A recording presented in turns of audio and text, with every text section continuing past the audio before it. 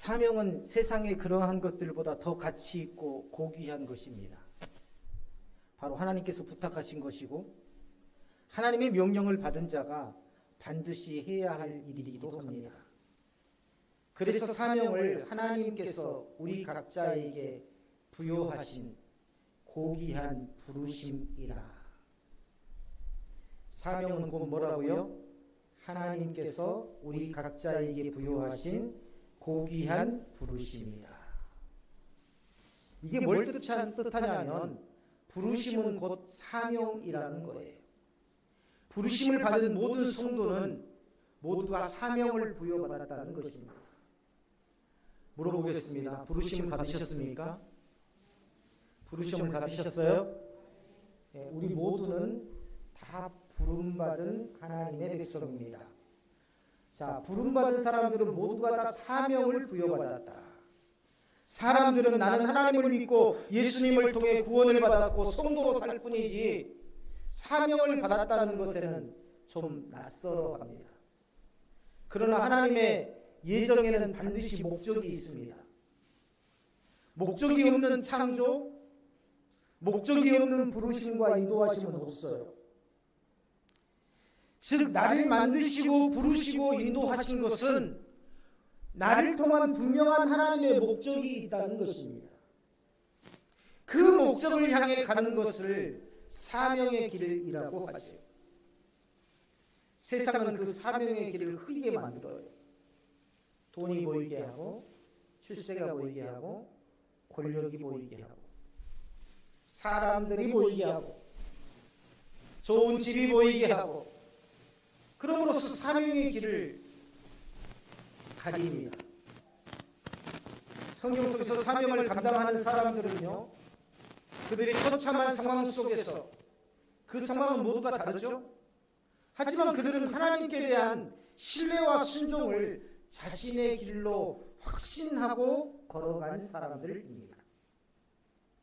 사명을 감당하는 것을 의무를 지는 일이라고 생각해서는 안 됩니다. 사명을 감당하는 것은 의무가 아니라 그 자체로 번성과 충만의 그 문을 여는 것이기 때문입니다. 하나님께서 각자에게 주신 사명을 올바르게 감당하는 것은 단순한 종교적 의무나 일상적인 노력만으로 이루어지지 않아요. 그냥 가만히 있으면 사명이 감당되는 게 아닙니다. 늘 말씀을 드리지만 사명을 감당하는 것은 노력으로 감당할 수 없는 거예요. 믿음으로만 감당할 수 있습니다. 믿음 없는 사명 감당은 불평의 근원이 되고요. 영적으로 충만하지 않는 사명 감당은 괴로움이 됩니다. 사명을 감당한다는 것은 하나님께 대한 총체적인 헌신과 순종을 요구하죠. 모든 성도가 사명자인 만큼 성도의 길에는 반드시 헌신과 순종을 요구한다는 것을 이해합니다. 오늘 성경의 스토리는 성전 내에 성전 기구 제작에 관한 것입니다. 우리가 잘 아는 것처럼 제가 마이크를 껐습니다. 우리가 잘 아는 것처럼 솔로몬은 하나님의 뜻을 받들어서 성전을 건축합니다. 아버지 다윗이 모든 것을 다 준비해 놨으니까 아마 성전을 건축하기 쉬웠을 것이라고 생각할 것입니다. 그러나 솔로몬의 성전을 건축하는 일에는 여러 가지 어려움이 있었어요. 먼저 재정적인 부담이 있었습니다. 성전을 짓기 위해서는 막대한 양의 금이나 은이나 청동이나 나무 등의 자원이 필요했는데요. 이를 충당하기 위해서 솔로몬은 이스라엘 백성들에게 과다한 세금을 부과하고 인력을 동원하기 시작했습니다. 이로 인해서 나중에는 어떻게 됩니까? 백성들이 과다한 세금과 노동 부담으로 인해서 불만을 토로하게 되죠. 또 인력 관리의 문제도 있었어요. 성전 건축을 위해서 솔로몬은 많은 기술자와 노동자를 동원을 했는데 이 중에는 이방인들도 있었단 말이죠. 해외에서 데리고 온 기술자들.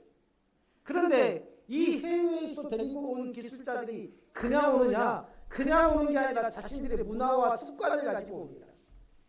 다시 말하면 이 성전을 건축하기 위해서 많은 해외 기술자들이 들어올 때에 자신들만의 문화와 습관과 종교까지도 가지고 들어오는데 이 과정 속에서 많은 갈등과 많은 어려움이 있었을 것이라는 것이죠. 시간과 인내도 큰 도전이었습니다.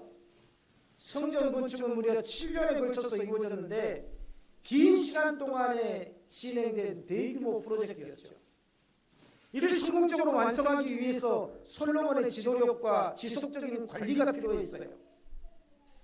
자, 또 마지막으로 정치적 긴장도 존재했습니다. 항상 일을 하다 보면 어떤 세력이 있어요? 반대 세력이 있습니다.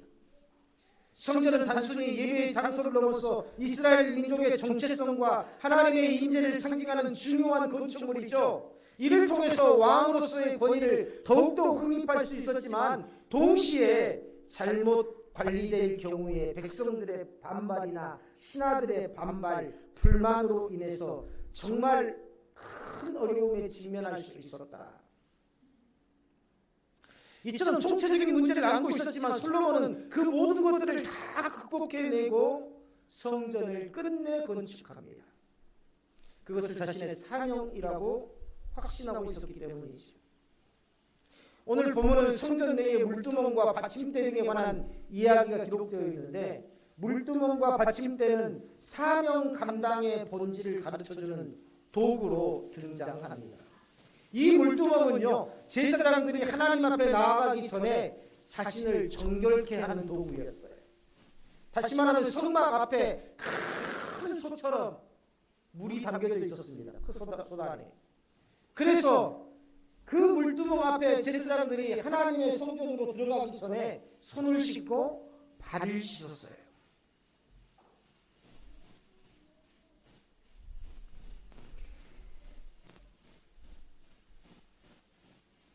사명을 감당하기 위해서는요, 견고한 믿음과 헌신이 있어야 합니다. 사명을 감당하는데 첫 번째 단계는 뭐냐면 정결함입니다. 따라서 합니다. 정결함. 사실 정결이라는 주제는 성경 전체에서 늘 강조되고 있어요. 거룩이라는 말로, 성결이라는 말로, 정결이라는 말로. 하나님 앞에 나아가는 모든 자들에게 요구되는 중요한 자질이 바로 정결입니다. 특히 구약에서 물두멍은 제사장들이 하나님 앞에 나아가기 전에 자신을 정결케 하기 위한 도구로 사용되었다고 했죠. 하나님 앞에 나아가는 자는 반드시 정결해야 한다. 제사장들은요, 하나님 앞에 나아가기 전에 여러 가지 정결의식을 행했습니다. 오늘 성경에 소개되고 있는 물두멍에서 손과 발을 씻었어요. 그리고 번제와 속죄제를 통해서 자신이 알지 못하는 죄가 있을 수도 있어서 그 죄를 속함을 받으려고 했습니다. 또 성막에서 봉사하기 전에 거룩한 기름, 성경에는 관유라고 표현되어 있는데 이 관유로 머리와 몸에 부음을 받았어요. 나는 거룩한 사명자입니다 라는 고백의 의미죠. 그리고 우리가 잘 아는 것처럼 에봇이라는 제사장의 의복을 착용했습니다. 오늘 우리는 하나님 앞에 나오기 전에 어떤 정결의식을 행하셨습니까? 시간 없어, 빨리 나와, 늦었어. 허둥지 좀 나오시지는 않았습니까? 제가 예전에 집사 때 다 해봤기 때문에 말씀을 드리는 거예요. 주일은 토요일 오후부터 준비되어 있어요. 주일에 입고 갈 옷을 따로 구별해 놓고요. 주변 사람들과 갈등이 생기지 않도록 외적으로 내적으로 토요일 날 이미 다 준비가 되어 있어요. 주일 아침 반찬까지 다 준비가 되어 있어야 됩니다. 주일 아침에는 일찍 일어나서 씻고 오늘 들을 말씀 본문을 찾아서 읽어보고 표시도 해두고 시간이 되면 혹 다른 목사님들이 어떻게 이 본문의 말씀을 전했는지 확인도 해보고 그리고 예배 1시간 전에 나와서 기도하고 찬양하며 예배를 준비하는 것이죠. 우리는 신앙생활에서 내면의 순수성과 예적의 행실의 정결함을 유지하는 것이 얼마나 중요한 일인가를 깨달아야 됩니다. 오늘 성경에 보면 솔로몬의 성전에 물두멍과 그것을 지탱하는 받침대가 나오는데요. 이것은 단순한 성전 기구가 아니에요. 이것이 상징하는 건 뭐냐면 제사장들이 하나님 앞에 나아가기 위해서는 그들의 외적인 부분뿐만 아니라 내면과 영적인 상태를 준비하라는 하나님의 강력한 요구입니다. 구약의 제사장들은 제사를 드리기 전에 물두멍에서 손과 발을 씻음으로써 외적으로 깨끗함을 얻을 수 있었습니다. 그러나 이 물두멍은요, 단순한 외적 세정 도구 이상의 의미가 아니라 내적 정결, 즉 마음과 영혼의 정결함을 상징하는 도구였다. 우리 동역자들이 예배에 오실 때에 옷, 신발, 그리고 머리 장식 등의 신경을 쓰고 오실 겁니다. 무엇 때문에 신경을 쓰고 오시나요? 이렇게 가면 아무개 권사님이 나를 이쁘게 볼 거야. 아무개 집사님, 우리 동역자들이 나를 멋있게 볼 거야 하는 그런 마음으로 옷과 신발과 머리 모양을 만지시나요? 하나님 앞에의 정결의 목적이어야 됩니다. 하나님께서 기쁘시게 받을 만한 내 모습, 준비된 자로서의 내 모습, 마음과 영혼의 정결이 중요하다는 것이죠. 히브리서 10장 22절에서 우리가 마음의 뿌림을 받아 악한 양심으로부터 벗어나고 몸은 맑은 물로 씻음을 받았느니라, 이렇게 말씀하고 계세요. 구약뿐만 아니라 신약에서도 정결함의 중요성을 강조하고 있는데요, 여기에서 맑은 물로 씻음을 받았다는 것은 그리스도 안에서 우리의 죄가 깨끗해지고 우리의 영혼이 정결하게 된다는 것을 상징합니다. 물론 우리는 구원을 받아서 이미 깨끗함을 입은 자들입니다. 그러나 그것은 법적인 깨끗함이죠. 그래서 신학자들은요, 의롭다, 칭함을 얻었다라는 의미로 칭이라고 이야기를 합니다. 현실적으로 우리는 여전히 죄의 영향 아래에 있어요. 그래서 그 죄 가운데 있었던 것을 회개하는 것이 바로 맑은 물로 씻는 신앙적 정결 행위가 될 것입니다. 지난 한 주간의 삶을 되돌아보고 기도로서 말씀 받을 준비를 하는 것이죠. 예배 시간에 맞춰서 허겁지겁 오는 것이 아니라 최소한 몇십 분 전에 와서 하나님 앞에 지난 주 내가 행했던, 내가 말했던 모든 것들을 돌아보고 내 삶을 돌아보고 하나님 앞에 회개하고 정결한 마음으로 하나님의 말씀을 대해야 된다는 것이죠. 개혁주의 설교자들 중 대표적인 인물이 존 칼빈 아닙니까? 존 칼빈이 정결에 대해서 뭐라고 했냐면, 우리의 마음이 하나님 앞에서 순결하지 않으면 외적인 행위는 아무런 의미가 없다라고 강조했습니다. 성경에서는, 신약 성경에서는 이것을 바람에 나는 겨와 같다라고 말합니다. 제사장이 물두멍에서 손과 발을 씻는 행위는 단순한 의식이 아니라 하나님 앞에서 진정한 경건과 순수함을 유지해야 한다는 하나님의 절대적인 명령이라는 것이죠. 오늘 우리 모두는 예수 그리스도의 보혈로 죄에서 해방되고 정결함을 입은 성도입니다. 이것은 단순히 예전에 내가 예수 그리스도를 주로 고백하고 구원을 받았다라는 그 사건이 아니라 날마다 회개하고 정결함을 유지하는 삶으로 이어져야 한다라는 것입니다. 개혁주의 설교자 마틴 로이드 존스는요, 회개는 한 번으로 끝나는 것이 아니라 매일의 삶에서 지속적으로 이루어져야 한다. 한 번으로 끝나는 게 아니라 매일매일 회개가 이루어져야 한다라고 말했어요. 성도가 하나님 앞에 끊임없이 정결함을 유지해야 한다고 강조하는 것입니다. 사명은 하나님께서 우리 각자에게 주신 부르심이고, 이를 감당하기 위해서는 우리의 마음과 영혼이 깨끗하게 준비되어 있어야 한다. 우리가 하나님께 드리는 예배와 헌신은 외적으로 보이는 모습이 아니라 진정으로 하나님 앞에서 깨끗한 마음과 진실된 영혼에서 우러나와야 합니다. 사명을 감당하기 위한 두 번째 중요한 요소는요, 헌신과 희생입니다. 사명은 단순한 의무가 아니에요. 짐을 지는 게 아닙니다. 하나님께서 우리의 삶을 온전히 드리는, 하나님께 우리의 삶을 온전히 드리는 헌신적인 행위이죠. 이것은 우리의 모든 시간과 재능과 물질을 포함한 삶 전체를 하나님 앞에 드리는 것을 의미합니다. 로마서 12장 1절에서 바울은 너희 몸을 하나님께서 기뻐하시는 거룩한 산 제물로 드리라. 거룩한 온전한 헌신을 요구하신 것이죠. 물두멍을 바치는 받침대는 노수로 만들어졌다고 했어요. 이것을 히브리어로 네호셋이라고 부릅니다. 이 받침대는요, 물두멍을 안정적으로 지탱하고 제사장이 손과 발을 씻는 동안 흔들리지 않도록 견고하게 붙잡아주죠.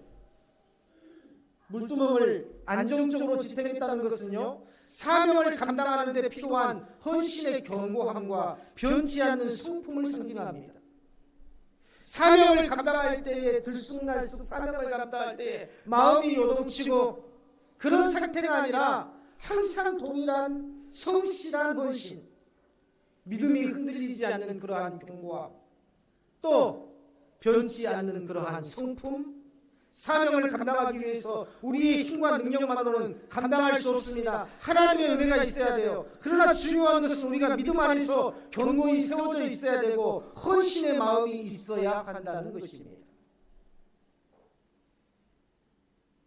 스펄전은 헌신은 결코 쉽게 이루어지는 것이 아니라 진정한 헌신은 우리 삶 전체를 요구하고 때로는 우리의 욕망과 계획을 내려놓아야 하는 희생을 수반한다라고 말했습니다.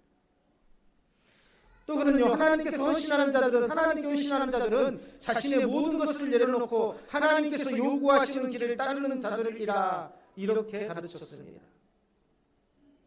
이처럼 사명을 감당한다는 것은 희생을 감수하는 일이죠. 예수님께서 십자가에서 자신을 희생하신 것처럼 우리도 때로는 고통과 희생을 기꺼이 받아들여야 합니다.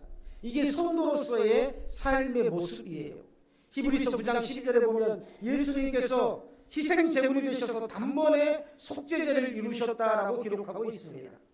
이것은 단번에 순종했다는 의미예요. 주저함이나 망설임도 없이 단번에 즉시 순종했다는 것이죠. 그러나 하나님께서는요, 헌신과 희생만 요구하지 않으십니다.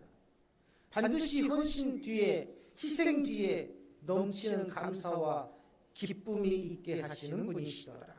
무엇을 통해서 그렇게 하실까요? 내 인생을 통해서 하나님의 계획이 이루어지는 그것을 통해 감사와 기쁨을 자손대대로 허락하시더라는 것입니다.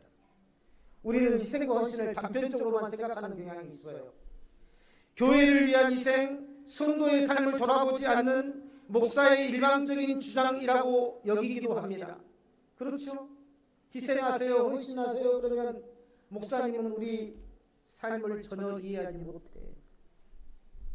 그러나 성경적인 삶에는요, 반드시 희생과 헌신이 따른다는 것을 성경을 통해서 우리는 확인할 수 있습니다.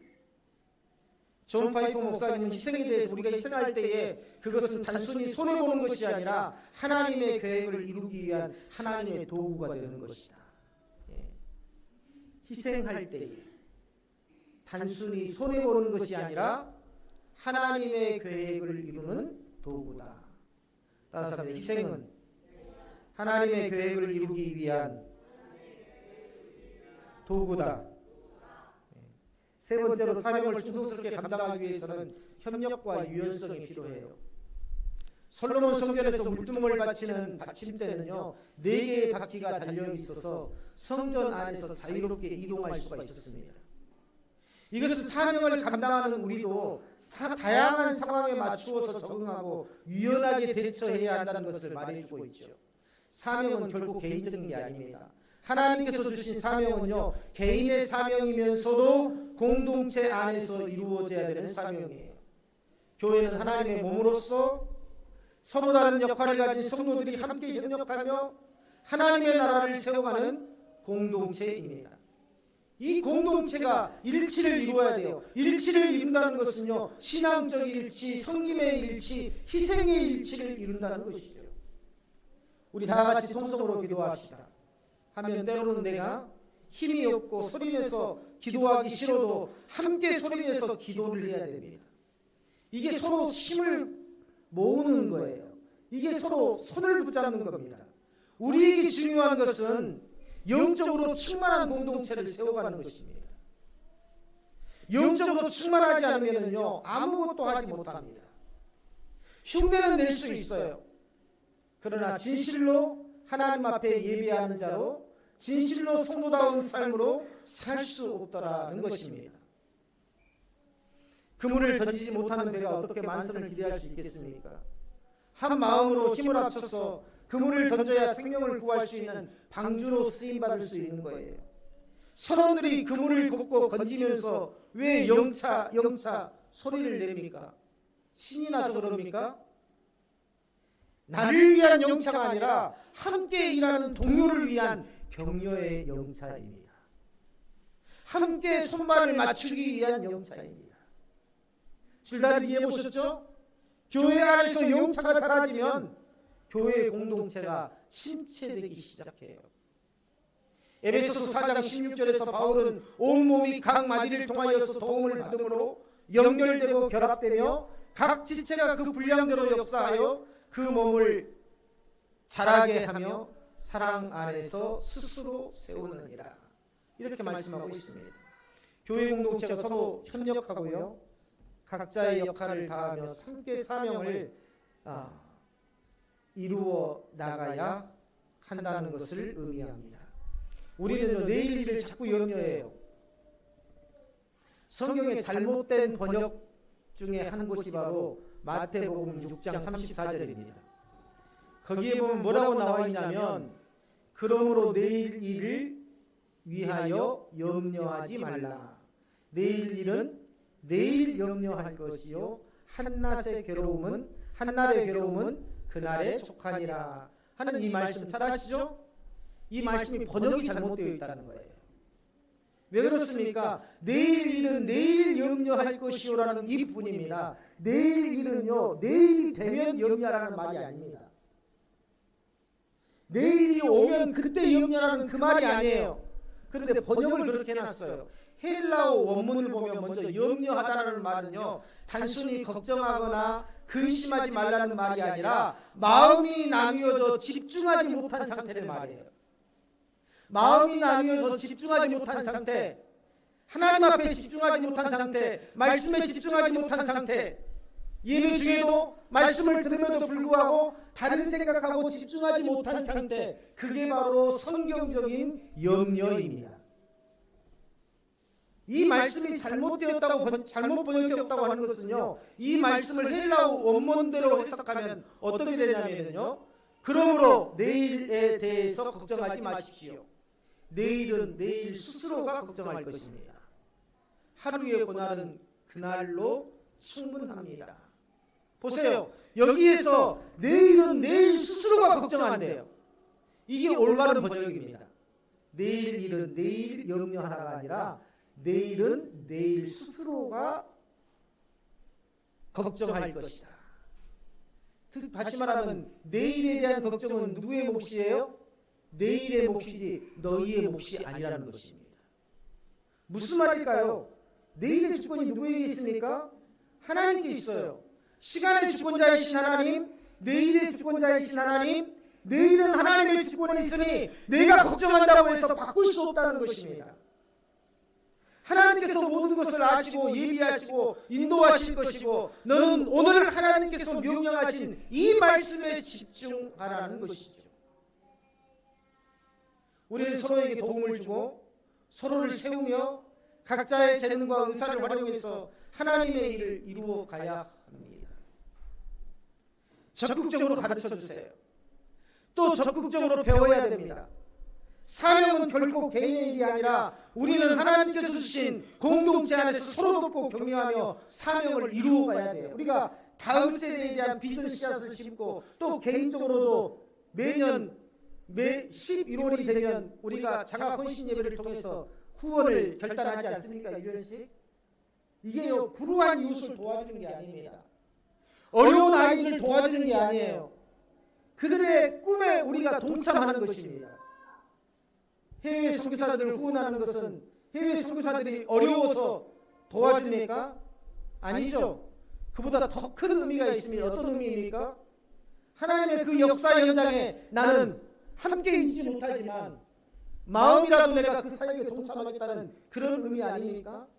하나님께서 이 아이들의 인생을 통하여서 놀라운 계획을 이루어 가시는 그 역사 현장에 나는 항상 그 마음 가운데 함께 있겠다라는 그러한 의미 아니겠습니까? 그러한 동역, 그러한 사명 감당이 이루어져야 하더라. 사명을 감당하는 과정에서 우리는 유연성을 가져야 돼요. 시대와 환경에 맞게 사역의 방법은 변할 수 있습니다. 이를 받아들이고 적응하는 것이 중요합니다. 시골 교회에 가면은요, 시골 교회답습니다. 그거 느끼셨어요? 시골 예배당에 가보셨어요? 그러면 어때요? 시골 예배당답습니다. 왜 그럴까요? 마음이 바뀌지 않으면 외형이 바뀌지 않습니다.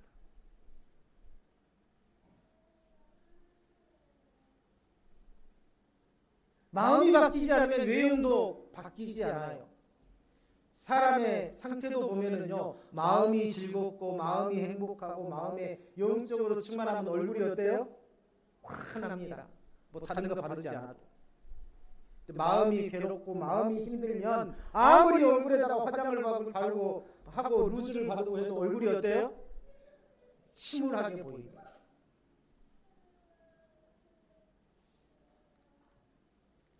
항상 유연성을 가져야 돼요. 우리 교회가 어떻게 시대에 맞추어 갈 것인가? 우리 교회 공동체가 어떻게 맞추어 갈 것인가? 가정 안에서 남편이 항상 가장에 그 권위만을 주장하면 그 가정은 어때요? 지속적으로 힘들 수밖에 없고 변화되지 않습니다. 솔로몬 성전의 물두멍이 바퀴를 가지고 이동할 수 있도록 설계된 것은요, 항상 그 물두멍이 그 자리에 있어야 된다는 그런 의미가 아니죠. 필요에 따라서 옮길 수 있다는 것을 의미합니다. 강대상이 꼭 가운데만 있는 게 아니라 이쪽에 가 있을 수도 있고 저쪽에 가 있을 수도 있고. 물두멍이 항상 성전 입구에만 있는 게 아니라 한쪽에 가 있을 수도 있고, 중요한 것은 위치가 아니라 하나님 앞에 정결한 백성으로, 정결한 제사장으로 나아가는 것이 본질적인 것이기 때문입니다. 사명은 고정된 틀에 갇혀서는 안 돼요. 하나님의 뜻을 이루기 위해서 다양한 상황에 맞추어서 융통성 있게 대응을 해야 됩니다. 이것은요, 우리가 시대와 문화적 변화에 적응하면서 여전히 복음의 핵심 진리를 고수하면서 사역의 방법론에 있어서는 유연하게 받아들일 수 있는 마음과 그런 자세가 되어 있어야 된다는 것입니다. 근데 항상 우리는 어때요?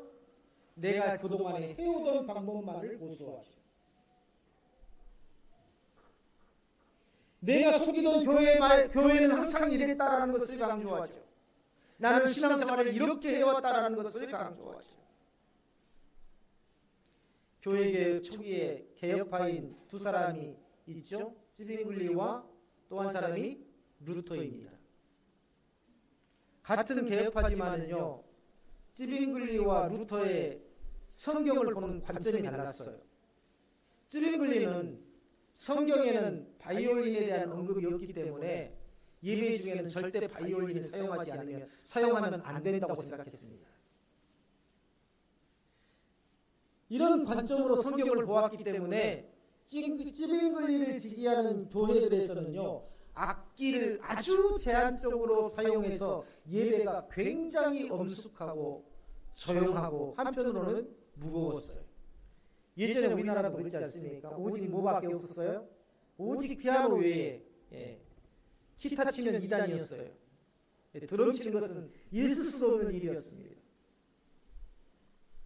그런데 루터는 바이올린에 대한 언급이 성경에 없기 때문에 예배에 바이올린을 사용해도 된다고 했습니다. 그래서 루터파를 지지하는 교회에서는요, 수많은 악기들로 찬양을 하고 예배 자체가 굉장히 웅장하고 장엄했습니다. 그래서 대체로 교회의 음악은 루터파 교회에서 발전하게 되죠. 또 반대로 장로교의 엄숙함은 이 찌빙글리를 지지하는 교회들에서 온 것입니다. 중요한 것은 둘 다 틀리지 않다는 거예요. 하나님을 찬양하고 예수 그리스도를 주로 섬기는 것, 방법적인 면에서만 서로 다른 것입니다. 개혁주의 신학자들은요, 하나님의 주권 아래에서 모든 문화적 변화와 시대적 도전에 맞서 사명을 감당해야 한다라고 가르쳤어요. 이러한 유연성은 결코 복음의 본질을 타협하는 것이 아니라 그 본질을 더욱 효과적으로 전달하기 위한 방편으로 이해해야 합니다. 이처럼 협력과 유연성은 사명을 감당하는 데 서로 밀접한 관계를 맺고 있어요. 사명은 개인적인 소명에서 비롯되지만 그 사명은 공동체 내에서 함께 이루어져야 되고 서로 다른 은사와 역할을 가진 성도들이 협력하며 완성이 되더라. 우리 예배만 해도 그래요. 사역자 중에 한 사람이라도 빠지면 갑자기 피아노가 빠지고 신디가 빠지고 보컬이 빠지고 갑자기 바이올린이 빠지고 드럼이 빠지고 그러면 어떻습니까? 찬양하는데 금방 표가 납니다. 공백이 생겨요.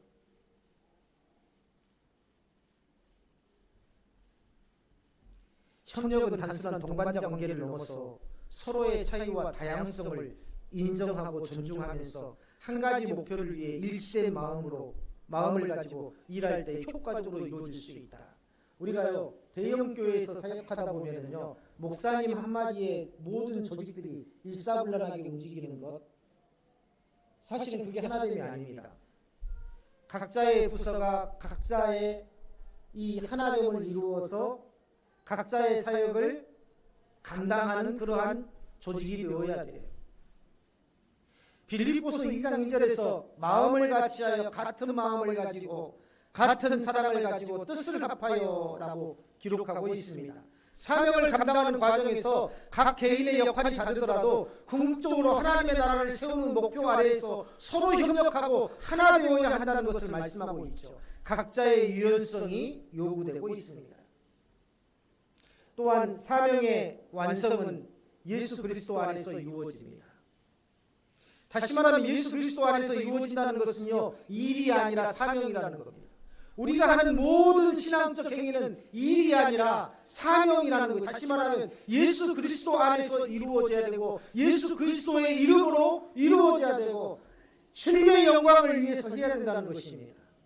구약시대의 성전은 하나님과 인간이 만나는 거룩한 장소였지 않습니까? 신약에서는 예수님께서 이 성전의 역할을 대신하셨어요. 예수님께서 자기 자신을 성전이라고 부르셨습니다. 그리고 자신의 죽음과 부활을 통해서 새로운 성전의 시대를 여셨습니다. 오직 주님 안에서만 우리는 사명을 완수할 수 있다는 것을 깨달아야 됩니다. 오직 주님을 붙들 때만 우리의 삶이 사명자로 세워질 수 있다는 의미예요. 주님을 붙든다는 것은 무슨 의미입니까? 주님의 본질이 뭐예요? 주님의 본체가 뭐예요? 말씀 아닙니까? 말씀. 요한복음 1장 1절에 태초에 말씀이 계시니라. 태초에 예수님이 계시니라. 말씀의 본질이 바로 예수님입니다. 우리가 예수님을 붙들고 예수님과 함께 동행한다는 것은 내가 늘 말씀을 가까이 하고 말씀을 붙들고 살아간다는 말입니다. 새벽 예배 때 우리가 모두 포켓 성경을 사가지고 스마트폰으로 읽지 마시고 작은 성경을 사가지고 저 안에도 작은 성경을 샀어요. 어디든 갈 때마다 그 작은 성경을 가지고 성경을 읽으려고요. 작은 성경을 가지고 성경을 가까이 하십시오. 이게 바로 주님과 동행하는 일입니다. 말씀을 읽어도 잘 몰라요. 잘 깨달아요. 뭐가 무슨 말인지 잘 모르겠어요. 읽다가 잘 모르면 물어보세요. 카톡으로. 그러면 제가 보내드릴게요. 몰라도 됩니다. 왜냐하면요, 서로 모르다가 몰라도 늘 말씀을 가까이 하고 있다 보면 어떤 게 생겨요? 진리의 성령께서 지혜와 명철을 주셔서 깨닫게 하시더라는 겁니다. 말씀과 동행하는 자가 삶의 능력을 받습니다. 요한복음 6장 38절에서 예수님은 내가 하늘에서 내려온 것은 내 뜻을 행하려 함이 아니요 나를 보내신 이의 뜻을 행하려 함이라고 말씀하셨어요. 예수님께서는요, 아버지의 뜻을 이루기 위해서 이 땅에 오셨고 예수님의 사명은 궁극적으로 우리를 구원하고 하나님과의 관계를 회복시키시는 것이었습니다.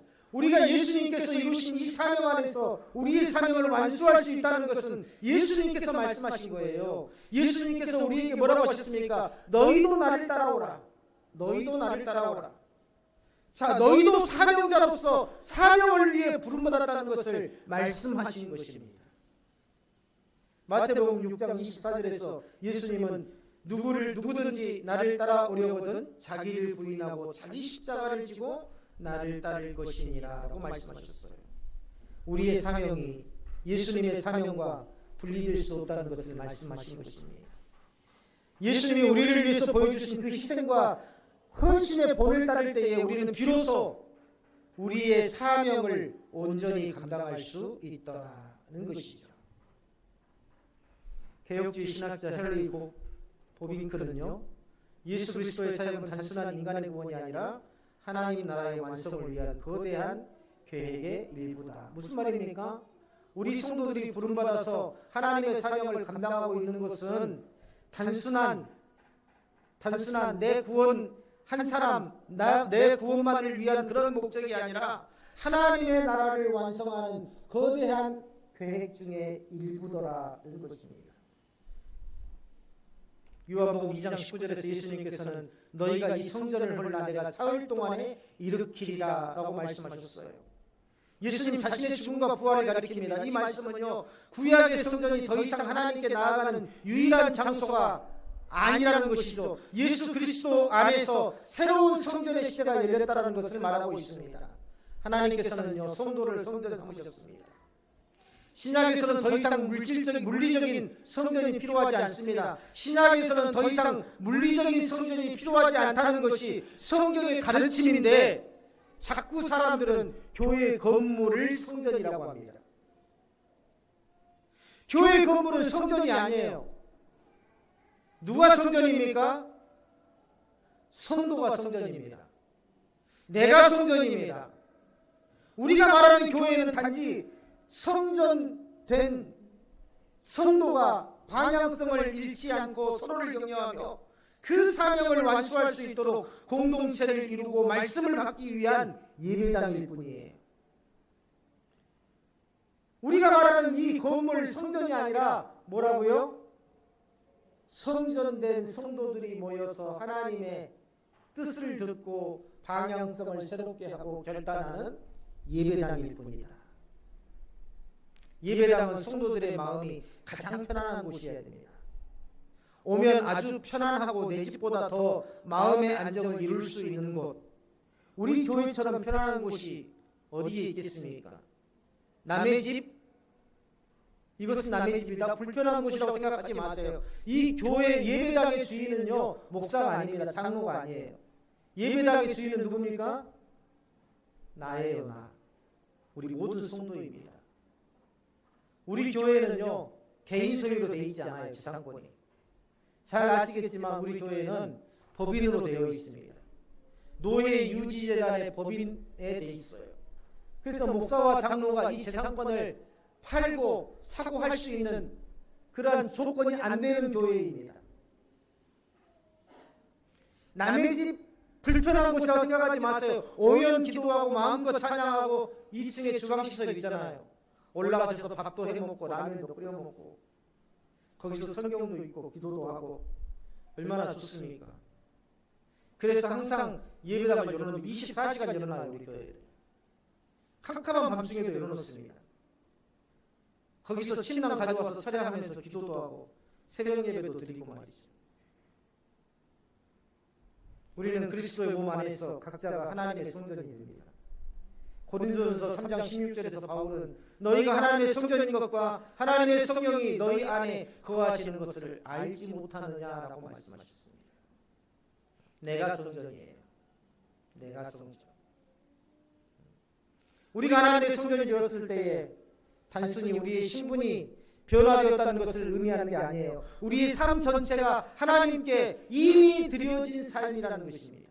로마서 12장 1절에서 바울은 너희 몸을 하나님께서 기뻐하시는 거룩한 산 제물로 드리라고 말하면서 우리의 삶이 하나님께 바쳐진 거룩한 제물이 되어야 한다고 가르치고 있어요. 우리가 하나님의 성전이 되었을 때에 성령께서 우리 안에 내주하십니다. 성령의 내주하심은 단순히 우리의 구원을 보증하는 것에 그치지 않고요, 우리의 사명 수행을 돕는 역할을 하더라. 그래서 진리의 성령께서 나를 깨닫게 하시고 나의 마음에 찔림을 주셔서 하나님 앞에 바로 서게 하시고 진리의 성령께서 나를 강권적으로 인도하셔서 선한 길로 가게 하시고, 갈라디아서 5장 16절에서 너희는 성령을 따라 행하라. 그리하면 육체의 욕심을 이루지 아니하리라. 이렇게 말씀하고 있습니다. 말씀을 가까이 하고 성령을 따라 행하는 것이 우리의 사명을 온전히 이루는 길이다 하는 것을 잊지 마시기를 바랍니다. 존 오웨이는 성령의 역할에 대해 성령은 우리의 인도자고 우리가 하나님의 뜻을 이루기 위해서는 반드시 성령의 능력을 의지해야 한다라고 말하고 있어요. 성령의 인도하심을 받지 않고서는 안 된다라는 것을 강조하고 있는 겁니다. 사명을 감당하는 것은 우리 신앙생활에서 가장 중요한 핵심입니다. 우리 모두는 사명자예요. 근데 이걸 잊고 있어요. 나는 그냥 예배만 참석할래요. 이미 내가 교회입니다. 내가 성전이에요. 우리는 이미 그렇게 살 수 없는 존재입니다. 이 예배당 안에서 뭔가 공동체의 사역을 감당하는 의미가 아니죠. 내 삶 속에서 참된 예배자로서의 삶을 살아가는 것입니다. 내 삶 속에서 하나님의 뜻을 이루어가는 거예요. 이게 바로 우리의 사명입니다. 그게 바로 하나님의 나라를 세워가는 일입니다.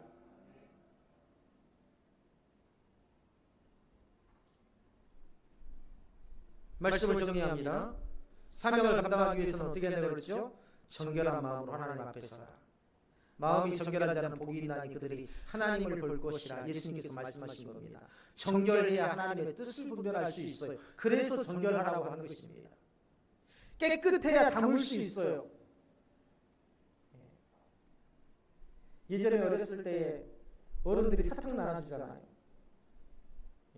예전에 손이 시큼해가지고 겨울철에 막 이 손등이 탁 터가지고 때가 묻어가지고 손톱도 막 길어가지고 안에 시커멓게 때가 끼어가지고 이 손 내밀면 어때요? 줘요 안 줘요? 가서 손 씻고 와. 손 씻고 와. 손을 깨끗이 씻어야 주십니다. 이게 정결이에요. 이게 정결. 두 번째, 헌신과 희생은 사명을 감당하는 데 필수적이다. 우리는 우리의 삶을 하나님께 드려야 되고 그 과정에서 자신의 욕망과 계획을 내려놓고 헌신과 희생을 하라니까요. 교회에다가 뭘 갖다가 많이 갖다가 내라고 그 말이 아닙니다. 내 자신을 내려놓으라는 거예요. 주님의 일이라면 주님의 뜻이라면 내 감정을 억제하고 내 자신의 욕심을 내려놓고 그렇게 할 줄 알아야 된다는 것입니다. 내 스스로 희생을 할 줄 알아야 된다는 거예요. 세 번째 뭐였습니까? 협력과 유연성도 중요하다. 사명은 공동체 안에서 이루어지는 겁니다. 혼자서 사명이 안 되잖아요. 그렇죠? 혼자 무인도 같은 곳에서 어떻게 사명을 감당할 수 있겠어요? 사명은 사람과의 관계 속에서 이루어지는 겁니다. 다양한 상황에 맞추어서 유연하게 대처하는 자세가 필요해요. 나만의 방식을 고집해서는 안 됩니다. 우리 전도사님도 계시지만은요. 사역의 방법에 관한 한 저는 전도사님에게 저의 방법을 따르라고 말씀드리지 않습니다. 전도사님이 좋으면 따르는 거고 전도사님이 이게 좋다고 생각하면 전도사님의 방법을 고수하는 것이고 그렇죠? 모든 사람들이 방법론에 대해서는 틀려요. 서로를 따라오라고 강요해서는 안 돼요. 공동체의 영적인 방향을 해치지 않는다면 서로의 방식은 존중되어야 하더라는 것입니다. 네 번째로 우리의 사명은 예수 그리스도 안에서만이 완성될 수 있다. 그분을 통해서 우리는 하나님의 뜻을 이루어가는 길을 발견하게 되고 그분의 본을 따름으로써 우리의 사명을 온전히 감당할 수 있다. 마지막으로 우리는 하나님의 성전으로서 거룩한 삶을 살아야 한다. 성령께서 우리 안에 거하시고 그분의 인도하심에 따라 사명을 감당하는 것이야말로 진정한 그리스도인의 삶이다. 사랑하는 도역자 여러분, 오늘 사명자로 살아가는 데 필요한 5가지를 말씀드렸습니다. 우리의 삶이 단순히 종교적 행위로 채워지지 않고 하나님께 헌신된 삶, 정결함을 유지하는 삶, 성령의 인도하심을 따르는 삶을 통해서 우리는 사명을 충성스럽게 감당하며 하나님의 뜻을 이루어 나가시기를 주님의 이름으로